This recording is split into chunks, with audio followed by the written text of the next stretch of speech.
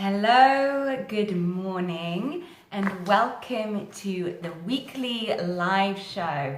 So we're going to take just a moment or so before we begin to give you time to find us here. I'm also going to find us on my computer as well. If you are here tuned in live, please pop me a comment, let me know. Good morning, Louise, welcome. If you're tuning in later, watching the replay, please still chat in the comments, let us support you. Sophie, good morning. Lizzie, welcome. Okay, see if I've got you on my computer yet.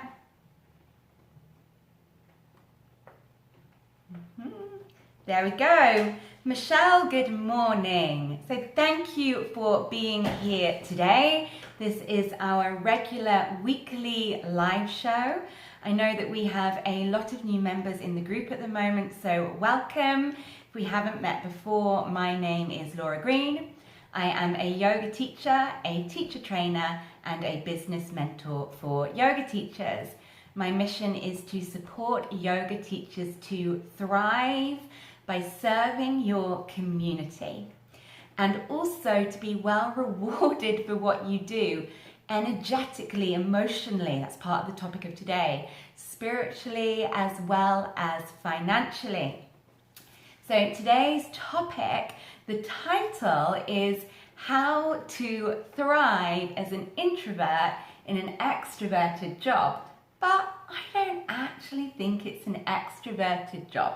I think that we can all thrive when we learn how to do it our own way, tap into our own uniqueness, stop comparing, stop feeling like we should be doing something else, like we should be doing reels, we should be on Instagram stories, and instead think, what are my unique talents? What fills me up?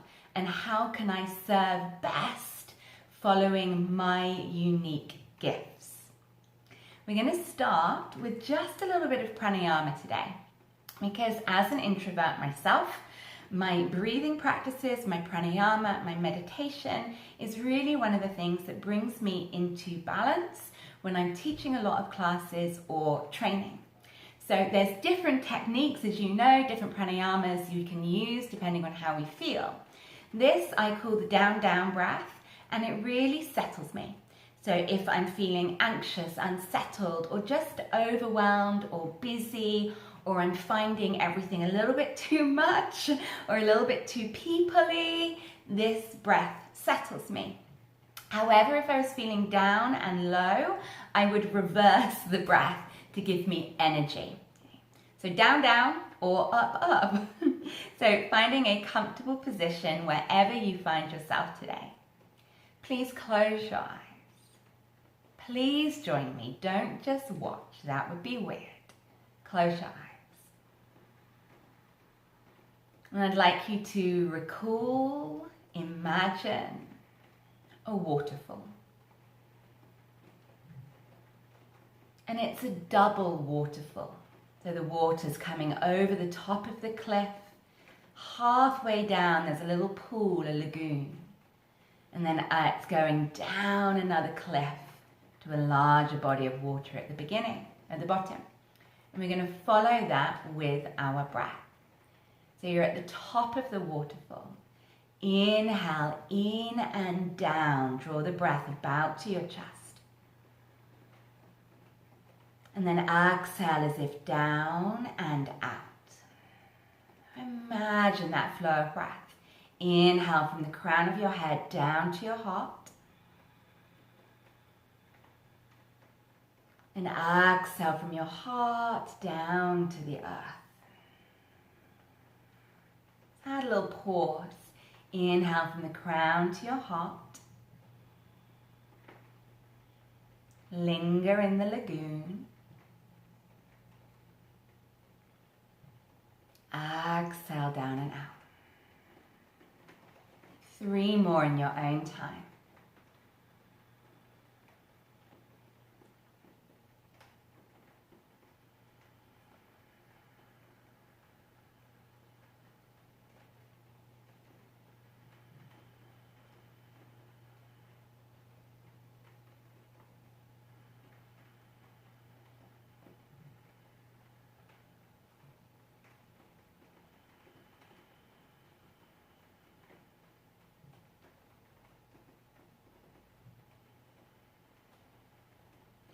natural breath return. And notice what, if any, effects of that pranayama. And flickering your eyes open when you are ready. So, returning to in-person classes from Zoom really did remind me how tiring for a more introverted person I find that to be. I remember my first in-person class back in May, where the hall is and how I had to socially distance the hall. The only place for me to teach is from up on the stage and all my students down on the floor and that looking straight up at you. And I suddenly felt so shy. I spent the whole class instructing my students to close their eyes because I found the gaze too much. And it really did take me all the way back in my mind to when I did my teacher training. I did my teacher training about 12 years ago.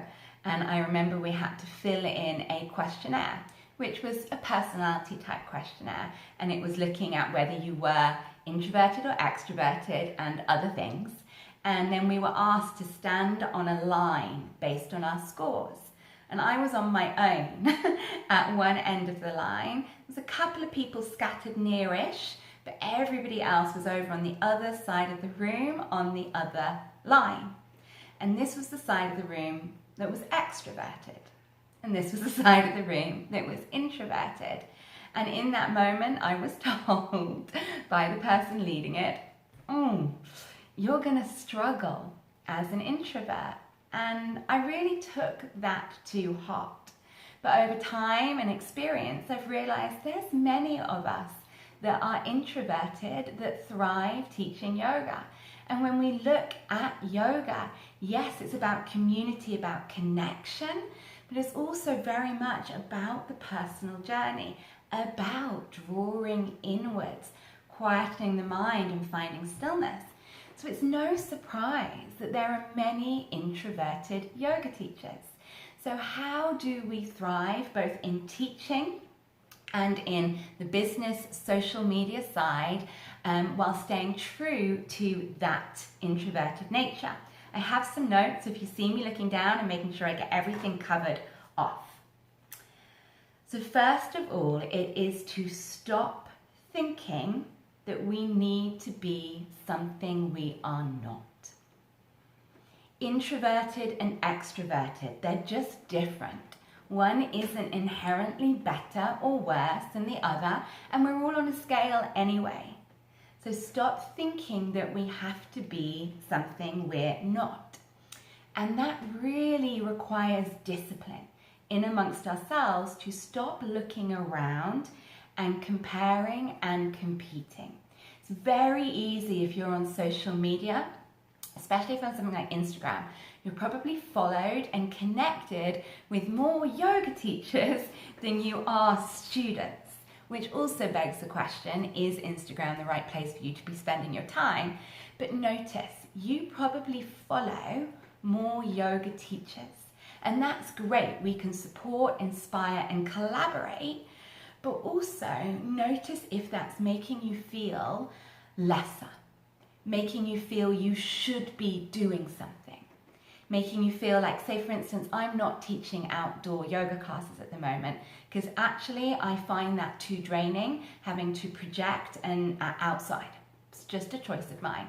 But I see my pages full of people doing these amazing outdoor yoga classes. If I felt like I should be doing everything other yoga teacher did, that would be damaging on my energy. So really look at how are you spending time on social media with other yoga teachers in your community. How can you focus on celebrating what they're doing and not feeling that you have to do it as well? Because equally, when all yoga teachers are doing the same thing and offering the same stuff, we are not serving our communities. As yoga teachers, we want to collaborate and do different things to one another so that we're offering more choice in yoga to suit more people. Okay. As much as I would like you to keep an eye on how you're looking out, I want you to consciously then look in more. So look inside of yourself for ideas, for lesson plans, for themes, for moves, for transitions. Look inside you first before looking outside. So a silly example of that, say you are wanting to theme a class around the summer solstice that's coming up. Do you notice that you'll go to Google, summer solstice yoga flow, or you'll go to a book, you'll go outside of yourself. Instead, would it be possible to take a journal, to sit on your yoga mat, to settle yourself within moments meditation, then ask yourself, what does the solstice energy feel like to me today? And then share from inside. That is much less draining as an introvert because we're much more naturally drawn to looking in. So when we look in and then give from here, as opposed to always drawing our inspiration from external and trying to replicate. Okay? Doesn't mean you can't take inspiration from outside, of course not, but start with you. Start from in here, in your body, and shine from there. When you're in class, when we're actually in that role of a teacher, be clear with yourself. And again, I want you to spend some time journaling, thinking about this. Be clear about your boundaries. And if someone can write this in the comments, please do. So boundaries are there to allow us to show up in a way that doesn't drain us. But not many people sit and reflect upon their boundaries. Okay? And it's only when a boundary has been crossed that we feel the lack from that. So I'd like you to journal and reflect on the following 4 boundaries. Please type this in the chat. I want you to reflect on your boundary of physical space. Okay? I like naturally 2 meters between me and the next person. I'm not a cuddler. Okay? And I went to a yoga class way before I was a teacher, and the teacher would cuddle every single person that came in, and that was so him, but it's not me. So a physical boundary. So reflect on your physical boundaries. Interesting way to make more of that space is to lie one mat out that way and one mat out that way, and it will give you a physical circle of space, a bubble around you. Do you lend out props? Do you carry, thinking pre-COVID obviously, or post-COVID, do you carry props around? So think about physical space in your boundaries. 2, think about your emotional boundaries. Okay? What are you prepared to share, indulge with your students, and how much of their emotional challenges are you prepared to get into the detail with? Our students tell us a lot. They tell us a lot of personal information, a lot of their emotional challenges. What is your role in that? You know, a lot of times people will say what's going on in their day, and I care. As an introvert, I can't take that all on. So I'll say something like, thank you so much for sharing with me how you feel. I hope the yoga will support you today. And you see when I say I hope the yoga will support from you today, I have separated myself as an introvert. I am not here personally to hold you. I'm going to let the yoga do that and share the yoga and the medium for which it comes across, remembering that it is the yoga that's serving you, supporting you, not me. Okay? So there's an emotional boundary. Mental boundaries. You know, how available are you for your students' questions? I always make space at the end of class. If you have any questions, anything you'd like to know, ask me now. Okay? And I make time there. So mental, emotional, physical boundaries, and also time. When I want you to think about your time boundaries, I want you to think about this in reference to your class timetable. So a lot of people make decisions about their class timetable coming from a place of fear and lack. We set class times up based on when we think our students are most available. So we do classes between 6:30 and 8 in the evening in what a gym would tell you is classic peak slot. Now you might find that that is much more draining on your energy and that you would prefer to be at home having family time in the evening. But you're out 4 evenings a week, every weekend, because you feel that that's how you must show up to have students. Instead, I want you to be very clear and very strong in your boundaries at what times of day, be this online or in person, are best for you and your energy to teach.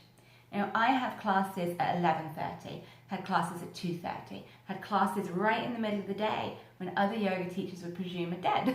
They're not dead, I just have to serve a different audience then. So it's coming from a place of abundance. Whatever time you want to teach, because it's best for your energy, trust there are other people around at that time who would love to do yoga with you, and they probably feel just the same. Think about how many people don't want to go out in the evening to a yoga class. They wish there was something in the day when they have available time. So we start to think, who is around at the times I want to teach, creating classes that inspire that audience and communicate with them. So really start thinking about your energy when you're creating your timetable, not that place of lack. Okay, let's have a look at my notes.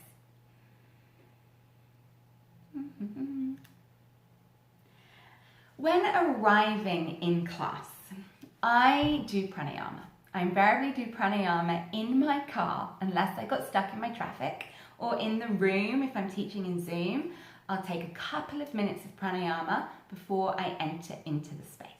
Usually that down breath that we just took, but I hold that even if it's 3 mindful breaths. That's all I've got to settle. And then every single yoga class I teach always starts in stillness with centering and connecting. I get all of my students to close their eyes and come home to their breath. Now that is just as much for my students as it is for me. A moment to settle, to arrive. So when you're doing the centering and connecting at class, allow that to be a moment for you. A moment when you've had that hi, welcome, all of that greeting people, all of that hosting. Take a moment, that first 30 seconds of class, to come back in, to draw back in. What can also really help me in a group class is to see the individual and not to see the group. So I will take a moment to try and smile and greet every individual in class. And I will focus my gaze specifically on person to person rather than kind of being too much expanded into the group. So it's a group, but I remind myself it's made up of individuals. Having a mantra, an affirmation that you can repeat in your mind when you feel disconnected whilst teaching can be really useful. One I like is I see, I serve, I am present. So if I'm feeling triggered or shy, I see, I serve, I am present. And that takes me out of me. It's not about me and my feelings of being introverted. It's about my students. I see, I serve, I'm present. And it's the yoga that I'm present with. It's not me. Okay? And one little note then, when you are teaching a group class in person, you're often using your peripheral vision quite a lot. You know, quick glance around the room, a quick seeing what's happening, is everybody following? So you're in your peripheral vision. Now, your peripheral vision, the nerve associated with that, so the oculomotor nerve, is connected to your parasympathetic nervous system. Okay? So it can be very tiring to be always out in your peripheral vision. It can trigger our nervous system. So when you feel that moment after class or even a moment in class, to really consciously go dark and warm and relax your eyes from that seeing is a great way to reboot. I wanted to talk just a little bit about social media as well. First of all, if you are naturally more introverted and you don't want to be on social media, I want you to ask yourself, why are you on social media and are your students there? I know it's old school, but I am a big fan of in-person yoga needs in-person marketing, flyers, posters, networking in your community. Are you followed on Instagram by local students in your local area? If you're not, ask yourself, is it a worthwhile use of your time? Are you only on social media because you think you should be? At which point, just take the app, social media, off your phone for a while, focus on in-person marketing, see if it positively or negatively affects your class numbers being off social media. If it doesn't, don't go back on. But yes, if you take a 2-week break off Instagram and you notice your class numbers dwindle, okay, then maybe you need to be on Instagram, get back on there. But first and foremost, ask yourself, who are you followed by on social media? And is it honestly helping you get more students into in-person classes? If your answer is yes, and you feel you want to stay on social media, think about how you want to show up. So as a more introverted person, I think educational content and value helps me. So you'll notice most of the time I focused on serving. Right now, in lives, in reels, I don't dance, I don't point, I speak. Educational content. Okay?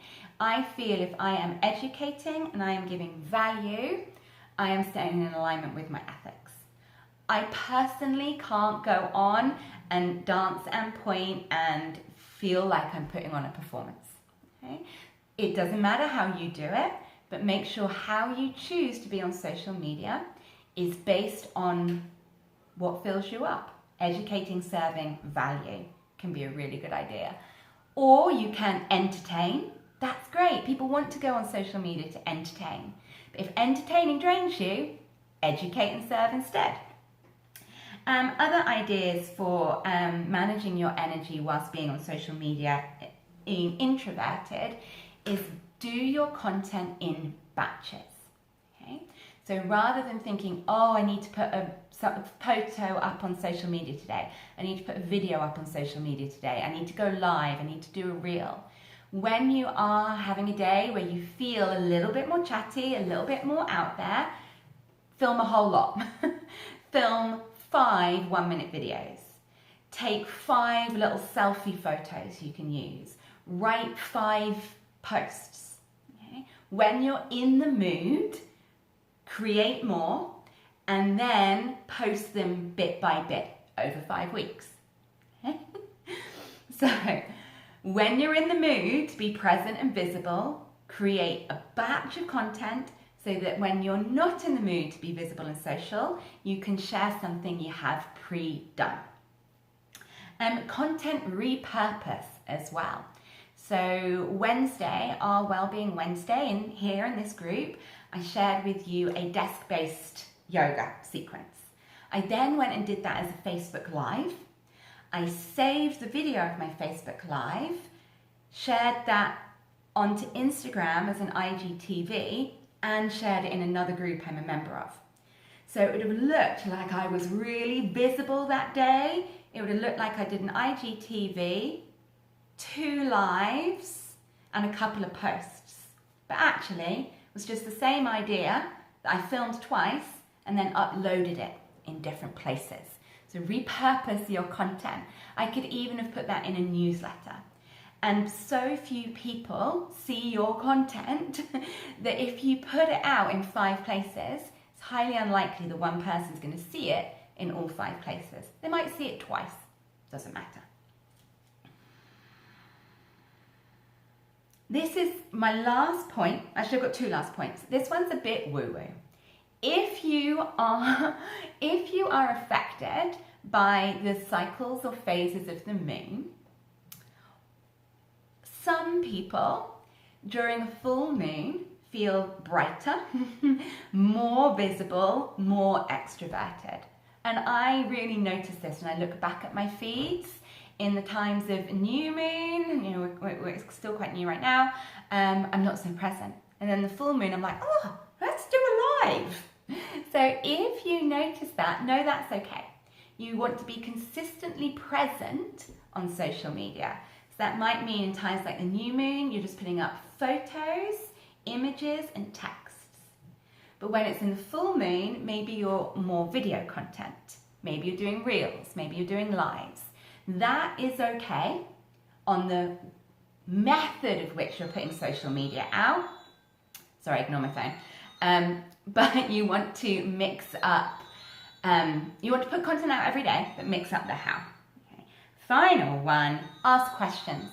If you're, what am I going to put out on social media today? What have I got to talk about? Ask questions instead.